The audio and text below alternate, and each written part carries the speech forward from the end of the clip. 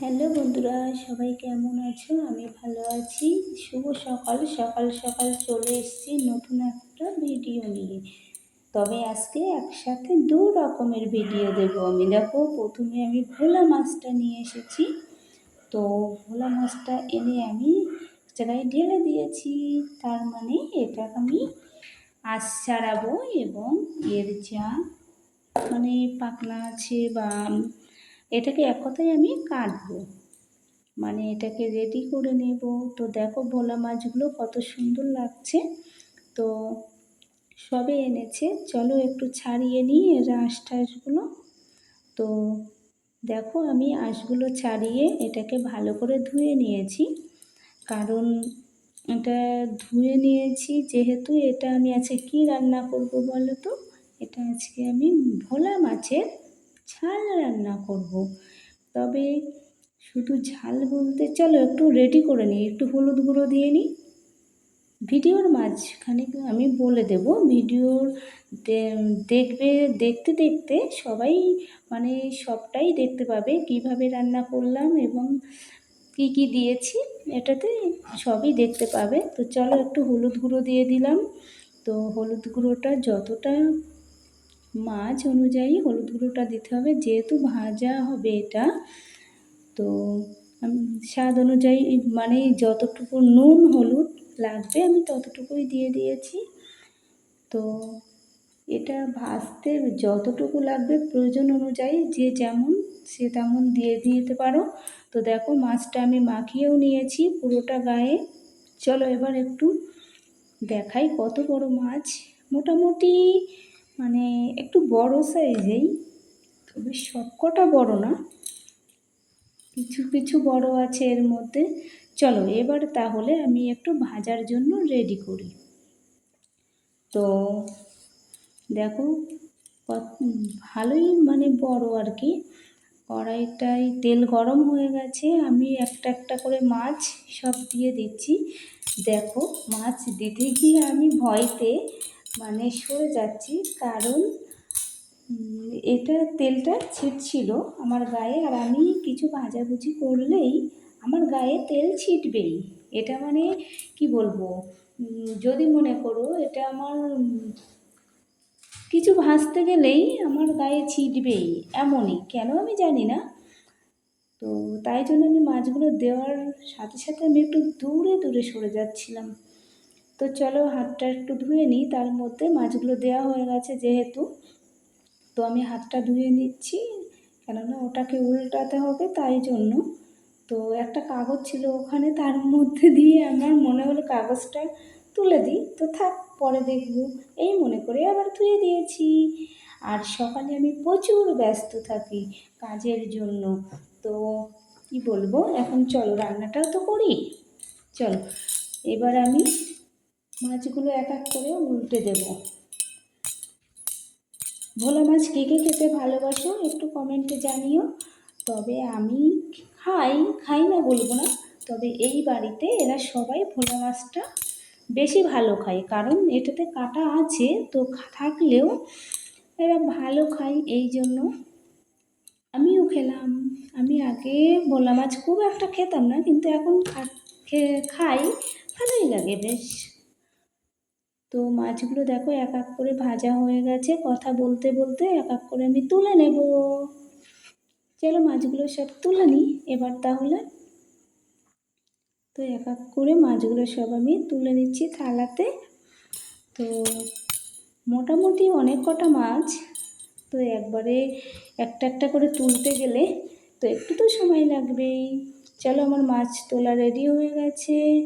তো আবার দিতে হবে, মানে অনেক কটা মাছ তো একটু ভাজতেই আমার সময় লেগে যাচ্ছে, কিন্তু রান্না করতে এতটা সময় লাগবে না যতটা ভাজতে আমার টাইম লাগছে।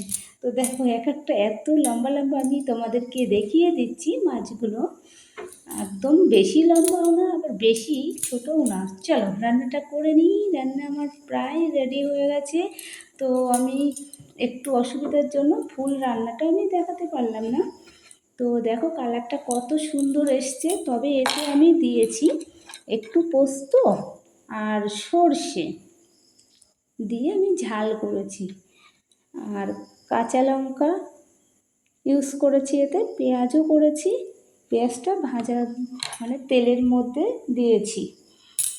তো এইভাবেই আমি ঝালটা রান্না করেছি। মশলাটা কষিয়ে নিয়েছি আগে একটু তেলের উপর, পেঁয়াজটা ভেজে নিয়ে মশলাটা ঢেলে দিয়ে তারপরে আমি আর কি মশলাটা কষিয়ে জল দিয়ে দিয়েছি, দিয়ে তারপরে মাছগুলো আস্তে আস্তে দিয়ে দিয়েছি। তো চলো, মাছটা আমার রান্না রেডি হয়ে গেছে। তো এবার আমি একটা মানে মাছটা আর কি খাওয়ার টাইম হয়ে গেছে, আমি এখন খেতে বসছি। তো চলো, প্লেটটাই নিয়ে আমি পুরোটাই ঢেলে নিলাম, কারণ দেখো কত সুন্দর লাগছে আর লম্বা ভালোই আছে। তো আমি একটু খেয়ে দেখাই। তো দারুণ হয়েছে। মাছের ঝাল মানেই আমার প্রিয়, মানে তরকারি দিলে মাছটা আমার খেতে ভালো লাগে না, এই জন্য মাছের আমি বেশি অংশ ঝালই করি।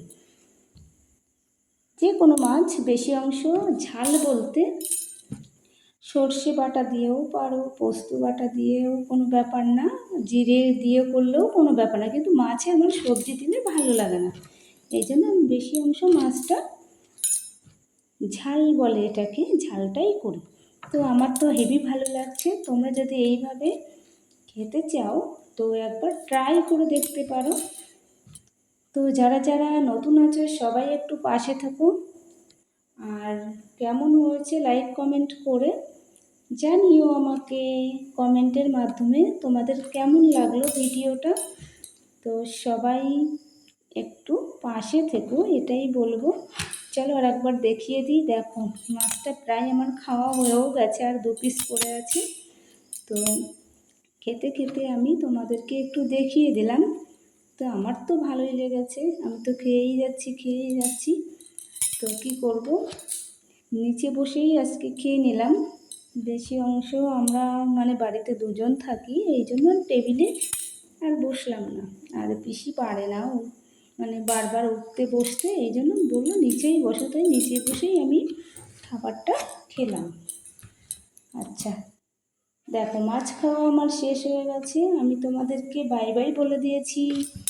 তো আবার একটা নতুন ভিডিও মানে আনতে চলেছি, সেটা হচ্ছে আর একটা অন্য ধরনের ভিডিও, সেটা হচ্ছে মোচার বড়া, মানে বেগুনের মতো লম্বা লম্বা করে মোচা কেটে তাতে আমি বড়া করেছি, চপ বলে। তো চপ করেছি। তো চলো একটু দেখাই। গ্যাসটা ধরিয়ে দিলাম। তো দেখো গ্যাসটা আমি ধরিয়ে দিয়েছি, কড়াইটা গরম করতে দিয়েছি, গরমটা হতে থাক। তো আমার সকালবেলা খুবই ব্যস্ততার মধ্যে আমি যেটুকু পারি সেটুকুই তোমাদেরকে ভিডিওর মাধ্যমে দেখাই। তো দেখো আগে থেকেই আমি বেসনটা রেডি করে তুলেছিলাম। তো এতে দেওয়া আছে, দেখো আমি বারবার শুধু মানে এদিকে ওদিকে করছি, কারণ এই টেবিলে একটা আর ওপাশে কিছু ছিল, তাই আমি কড়াইটা ভালো করে একটু মুছে নেওয়ার জন্য ওটা আনতে গেছিলাম। তো চলো এবার তাহলে তেলটা দিয়ে দিই। তেলটা, কড়াইটা গরম হয়ে গেছে, তেলটা আমি দিয়ে দিয়েছি। একটু বেশিই তেল লাগবে, তো ওটা ডুবো তেলে ভাজলে ভালো হয়। তো চলো একটু তেলটা বেশি করেই দিয়ে দিয়েছি, একটু কড়াইটা নাড়িয়ে নেব এর মধ্যে, কেননা সাইডে একটু যদি লাগে, যদি নাড়িয়ে না নিই তাহলে কড়াইতে লেগে যাবে, এই কারণে ভালো করে একটু নাড়িয়ে নিচ্ছি। তো দেখো পুরো কড়াইটার সাইডে একটু ভালো করে লাগিয়ে নিলাম তেলটা আর কি। তো আমি যে বেসনটা রেডি করে রেখেছিলাম, তো এই বেসনের মধ্যে দেওয়া ছিল চালের গুঁড়ো ছিল একটু, আর চপ জাতীয় জিনিসে আমার বাড়িতে তৈরি করলে দেখো তার মধ্যে সকালে আমার কত কিছু রান্না রেডি হয়ে গেছে।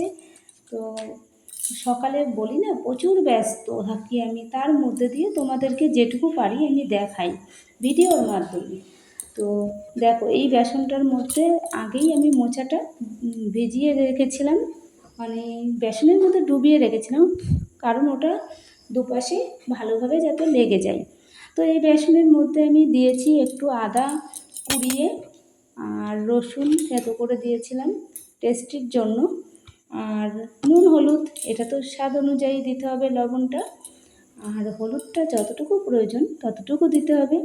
মোচাটা তবে তবে মোচাটা কিন্তু ডাইরেক্ট এভাবে দিলে হবে না, কারণ মোচাটা একটু কষ জাতীয় জিনিস, তাই কেটে আগে থেকে জলে ভিজিয়ে রাখতে হবে। তারপরে গরম জলের ভাপ দিয়ে ওটাকে জলটা ছেঁকে নিতে হবে। তারপরে ওটাকে বেসনের মধ্যে চুবিয়ে রাখতে হবে কিছুক্ষণ। দেখো আমি তেলের মধ্যে দিচ্ছি, দেওয়ার সাথে সাথে এতটাই তেলটা গরম হয়ে গেছে। দেখো কতটা মোচাটা লম্বা, অবশ্য ভেতরে যে সেটুকুই নিয়েছিলাম। তো কতটা কড়াইটা গরম হয়ে গেছে, দেওয়ার সাথে সাথে দেখো আমাকে উল্টাতে হচ্ছে, কারণ একটু বেশিই গরম হয়ে গেছে, তেলটা ফুটছিল। এই জন্য আমি একটু একটু করে চারিদিকটা ঠিক করে নিয়ে তারপরে একসাথে উল্টিয়ে দিয়েছি, তাহলে ভালো হবে। দেখো উল্টানোর সাথে সাথে কত সুন্দর কালারটা এসছে, লাল কালারটাও এত সুন্দর কালারটা এসছে কি বলবো, মানে দেখলেই মন ভরে যাচ্ছে। তো খাবো তো অবশ্যই, তো ভালো করে এটাকে ভেজে নিই। তো দেখো লাল লাল করে আমি ভেজে নিয়েছি, এবার এক এক করে নামিয়ে নেব। তো চলো নামিয়ে নিই এক এক করে। দেখো নামিয়ে নিয়েছি, কত সুন্দর লাগছে, এত সুন্দর মুচমুচে খাবার, মানে কি বলবো, আমি সকালেই বানিয়েছি, তবে এটা কিছুটা আমি রেখে দেবো বিকালের টিফিনের জন্য। একবারেই করে রেখেছি, দেখো আবার একটু দিয়ে দেব, সকালেও গরম ভাতের সাথে খেয়েছি, তো আর একটু দিয়ে দিই। যেটুকু আছে একবারেই বানিয়ে রাখবো, বারবার তো এটা করা যাচ্ছে না, এই জন্য একবারেই আমি বানিয়ে রাখবো।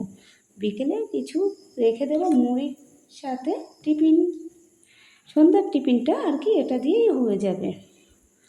তো তোমরা যদি কেউ ট্রাই করে দেখো অবশ্যই ভালো লাগবে, যেহেতু মুচমুচে মোচার চপ মুখে টেস্ট আনে এটাতে, আর ভালোই লাগে সন্ধ্যার টিফিনে, কিন্তু দারুণ মুচমুচে মোচার চপ, খুব সুন্দর একটা জিনিস। আমার তো খুবই ভালো লাগে সন্ধ্যাবেলা একটু চায়ের সাথে একটু মুচমুচে কিছু হলে তার সাথে আমার খুবই ভালো লাগে। দেখো আমার কথা বলতে বলতে তার মধ্যে চপটা আমার রেডি হয়ে গেছে। তো চলো একটু খেয়ে দেখাতে হবে, না হলে তো আমার তো মনে হচ্ছে কখন খাবো কখন খাবো। তো খাবো তো অবশ্যই, তো চলো একটু খেয়েই দেখাই। দারুণ দারুণ।